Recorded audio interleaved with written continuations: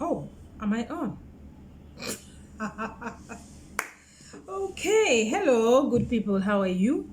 It's been a while because I've just been so swamped, busy, and everything. So it is as if for the past week, everybody I know that sees me is like, so we're not having a thing talk again. You stopped. What made you stop? This thing was, good. So I started again today. So I'm done with my day's work and I'm just chilling. So I say I should.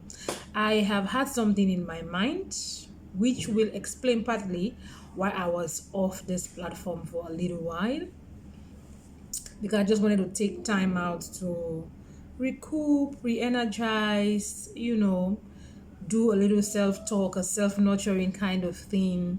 So that is why I was not here. So today I am sending out a shout out to my sister. She was the last one that just texted me to say, it has been a while, I've not seen a thing talk. I say, I have plans to do one today. So relax. So I am here today. So Maria K. Fofana, thank you. You know I love you. She's my sister. I love that girl too. Beats.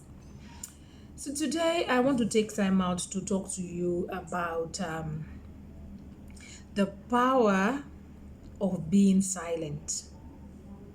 So that everybody's going to be like, so that is why you're silent, because you think there is power in being silent. Yes, there is so much power to have a season in your life where you're just silent. Like, don't speak. Go back into yourself, revert to yourself, draw energy, and think about your life in a way that is so deep and so satisfying for you that when you come out and talk again, speak again, you come out a different person. You come out as a person that has gone through a process of refining, so to speak. So I always say the mouth is an entire ministry. The mouth has put people into trouble. The mouth have given away precious secrets of the soul, literally on a platter to the devil. Because why? We don't know when we should be silent. To be silent is a gift. And it is such a passive and powerful gift that I think a lot of people don't know how to harness it. So now, let me just take away the myth that some people cannot just be quiet. Everybody can be quiet. I get energy when I'm alone because I'm an introvert. If I say it now, people will be like, you, introvert. I am an introvert. An introvert is somebody that gathers energy when they are alone, when they are by themselves. But an extrovert gathers energy when they are around people, when they are in the mix, they are bubbly. That is how they get that energy. So they go back home, they're like full of inspiration. I don't gather energy like that. So talking about you being silent, a lot of people will try to say, but I'm an extrovert. I like people. I like talking. Well and good.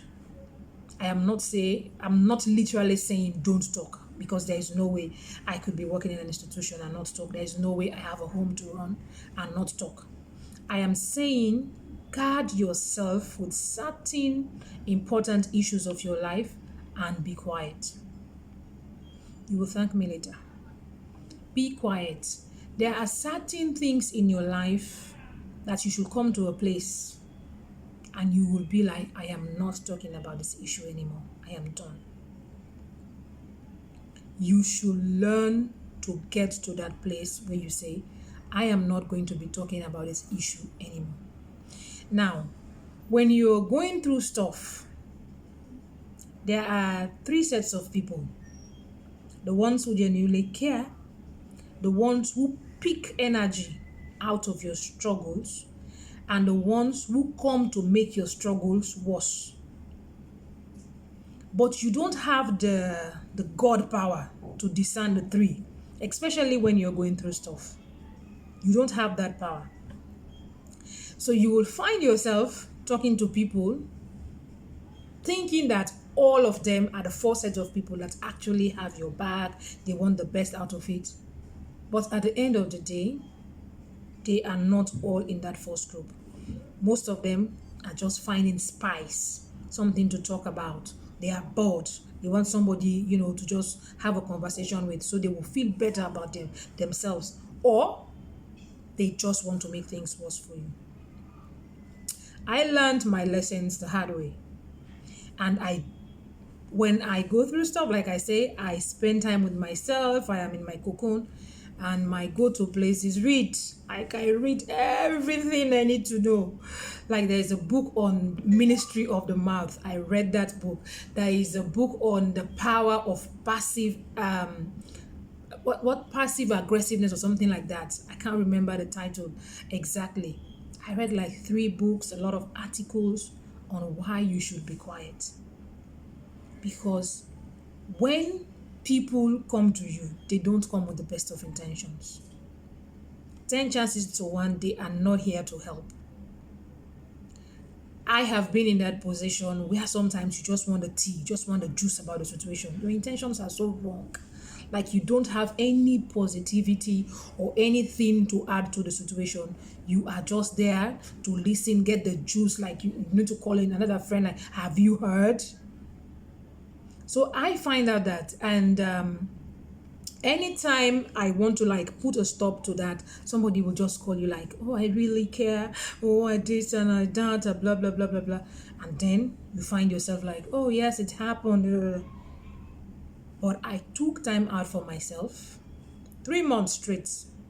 Like, don't talk to me about this issue. I don't want to talk about this issue. I am done with this issue.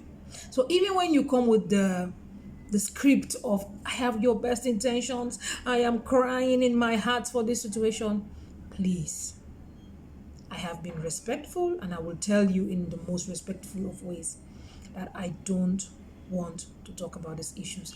I want to be silent about these issues. Now, let me tell you some of the few things that silence did for me. Silence taught me how to look within myself to find strength and peace. Some people say, I don't want to die in silence, or if I don't say it, I will be burning inside. No, if you say it and people use it against you, if you say it and then people use it to triple your pain, you will die twice as fast than the way you think you would have died. So let me tell you the power of silence. I have nothing against talking about your issues with people that you think you trust. There is no guarantee there. But if you think you trust them, go ahead. There's no guarantee at all. When you learn to find your own peace within yourself, and you learn to ask yourself the questions and answer the questions for yourself, because I think because I'm a godly person, I don't exclude God in my life. There is a way you go to God about a certain situation and you say, you know what, I don't think anybody can solve this. I don't think anybody can give me perspective in this. I don't think anybody can show me the way in this. God, you show me the way. And you are silent, like you are dead silent. Don't talk about it at all. Then you will start to understand what part you played in it. You will start to forgive yourself for the part you played in it. You will start to forgive the people that, added spice to all of it. And lastly, you will make peace with yourself and have a standpoint on that situation. If a problem is unresolved, it cannot be resolved with the voice of 1,000 people, everyone with their own angle and their own perspective. It is not possible. So I am saying this, it is very personal to me, but I think that people need to hear this, because a lot of people make the mistake to like put their problems on a plate or like hang their dirty linens outside thinking that the world has a solution for them. They don't. You yourself are powerful enough to solve your own emotional or traumas all by yourself. Okay? If the problem has not taken you to a point where you think your mental health is messed up and you think you need medical attention, I am indulging you to please be silent and go to God. Silence gives you depth, it gives you perspective, and it makes you have a resolution on that problem. When I say you have a resolution on a problem, I think that is the most satisfying space to be in this life. Because to think about it, all of us are just going through stuff every day. But we don't have a resolution. It's like we put them off and be like, okay, maybe it will solve itself someday. Let me just put it off and let me just keep busy, doing one or two things. It doesn't work. It will come back and bite you. So if every morning you wake up, you go back to that problem and be like, it's not solved yet. And you like put it away, run around, and then come back. In the morning you wake up again, it is there. Don't you think it's time for you to pick up that problem and say like, what am I going to do about this? I don't want to live like this forever. I don't want to be in this state of mind forever. I want to make a resolution on this issue. So let's say, for example, you are looking for a job, you are like stuck that you want this job, you've spoken about to many people, you don't know who is pushing your case, who is not pushing your case. That's a whole different ball game. And every day you wake up, you have to think about that situation. Every day you wake up, you're thinking, I think it is high time for you to put that situation in front of you and ask yourself, what do I want to do about this? You cannot make a sane decision about any problem bothering you when you are open to discussing it with 1,000 people. Because we all think differently, we all have different perspectives, we all have had 1,000 stories about your situation, and we all have 1,000 different, advice to give to you. So put it on the table and ask yourself, what do I want to do? What is it that I am comfortable of doing? Don't be in the middle in any situation. That is not resolution. You are either on the affirmative or you're like, say, no, this one I can't deal with. So if it's a job situation, I don't have it, I have it, I don't have it, I have it. Okay, let me just give it space, it will sort out itself. It will not sort out itself. If it's like you having a car and like you hearing a noise in the car and you be like, it will sort out itself. No, it just keep getting worse. It will never sort out itself. So think about it and put it on one side of the spectrum. This is the thing that I'm struggling with. I cannot have it, so let it go. Oh, okay, I have it. Take it. There is always something you can do about a situation, but don't let it just lie in there like there is no resolution. If you have like an emotional trauma, like you're going through a divorce, you're going through a separation, a death, you have to make up your mind. What do I want to be? What do I want to do about the situation? I want to let it go. I want to fight for it. If you want to let it go, let it go. If you want to fight for it, fight for it. But be on one side. One day you want to fight for it, the next day you want to let it go. One day you want to fight for it, the next day you want to let it go. There is no peace in that space. There is absolutely no peace in that space. So today, I think this one is very short. It's just a little testament of what I went through this past 3 months. I was self-reflecting. I did not want anything to distract me. I did not want to talk. I did not want to, not to talk, but like to talk about things that are, I think, are personal and like emotional to me. So I did not want like people all up in my space like, oh, let me just try to fix this for you. I wanted to think things through, and I am at that place that I know what to do, and I'm grateful for that. So today, there is so much power in silence. Sometimes it is just key that we just say, shh, I am not saying nada on this issue.